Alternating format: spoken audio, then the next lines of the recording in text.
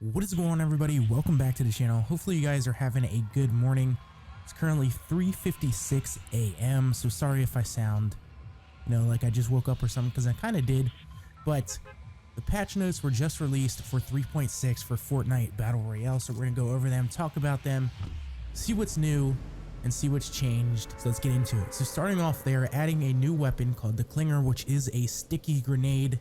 There's a screenshot of it in the video. It looks pretty cool. It's a plunger with a sticky grenade on the shaft.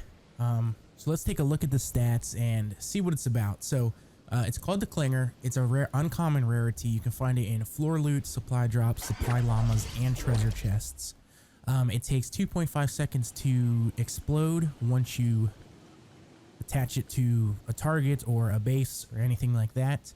It does 100 player damage, 200 structure damage, which is pretty good. A radius tile of 1 tile, a max stack size of 10, and a pickup stack size of 3, so kind of like the minis. And it says you can stick this grenade to an enemy and wait for it to explode after the 2.5 second delay. It cannot explode in the air, which is pretty cool. It will cling to any surface or player hit, and it will detonate early if a structure it is attached to is destroyed. So I feel like this grenade is going to be really dope. It's like a sticky grenade in Call of Duty. I can't wait to use it out. I can't wait to try it out and use it and get some gameplay for you guys. But that's the new weapon that's added. They also changed a lot in this patch, including some more gun and weapon changes. We have reduced chances of finding remote explosives in the treasure chest by 40%. The minigun adjustments increased accuracy by 10, decreased recoil by 10%, and increased damage from 17 to 18 to 19. They greatly improved hit registration of long-range sniper rifles and crossbow projectiles. Porta-fort improvements. Porta-fort tires no longer grant falling damage immunity. That's pretty good because that was kind of broken. Porta-fort trajectory preview now indicates it will build with stilts and a ramp, and the trajectory now turns red if aimed too high. So those are all the weapons and item changes. Pretty good changes, not too much. I'm excited for the new sticky grenade though. Now we go on bug fixes. They fixed a collision issue with the porta-fort tires that allowed down players to hide in them. Fixed an issue where submachine guns intermittently failed to reload. Good, I had that issue before. Fixed an issue with cozy campfire healed for more than 1 second than intended. Fixed an issue where red hit markers wouldn't show when the rocket launcher dealt damage. The red light on remote explosives can no longer be seen through doors.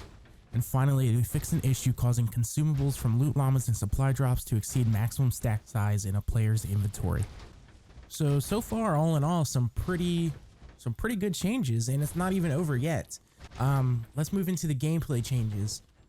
Short fences will no longer block you from building structures. Finally. Dude, this has killed me so many times because you can't build a wall on a fence. I'm finally glad they finally fixed it. It's been way too long that it's been like that, and finally, that's it. Moving on, first shot accuracy now reset when you crouch, uncrouch, or switch weapons. So that will affect ghost peeking. Won't be able to do it as effectively anymore. Players now spawn closer to their squad mates on the starting island. I actually like that. That's a pretty good change. I like that. Move the groups of spawn points on the starting island to be closer to one another. Supply drop balloon health has been adjusted based on the playlist, so solo has 500 health, duo 750, and squad 1250. Supply drops also now spawn twice as high and fall twice as fast. I like that change. Some bug fixes for Builder Pro. On console, they fixed an issue where primary fire could be interrupted when releasing aim down sights. They fixed an issue where sprinting could stop if you switched to build mode and attempted to quickly build a ramp. Fixed an issue causing players' weapons to automatically fire after placing a structure and switching to the weapon. They fixed multiple issues with supply drops. Balloon collision no longer remains after the crate is open. Thank you. Supply drops no longer get stuck on structures, trees, or in the air. Ooh, that's a really good change. I like that as well. A fixed porta-fort tires floating in the air when porta-fort is thrown at a supply drop. The players no longer take falling damage when landing on top of tires. Fixed an issue that caused doors to recoil after quickly spamming the interact input when approaching the door. Thank you. I've had that multiple times. Fixed an issue that switched the wrong building piece to edit mode when attempting to edit a different piece. And then next up, we have a really interesting update. They added a self-service cosmetic returns feature. It will allow you to return up to 3 cosmetic purchases for V-Bucks in your lifetime. Not sure how I feel about that, but what can be returned?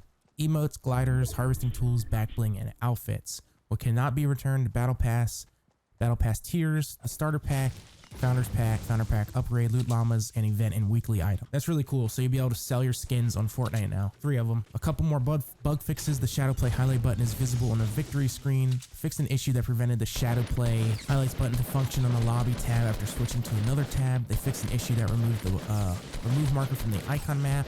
Fixed an issue causing teammate map icons to render under the battle bus. Oh, I like that. It kind of like delayed your icon from showing. They fixed an issue preventing certain inputs from closing the squad comms wheel. Now moving on to audio, they improved the sound for multiple supply drops spawning together, indicating how many spawned and where they spawned from. They fixed the supply drop opening sound, not being audible from a distance, fixing the issue causing chest audio to not play in some cases.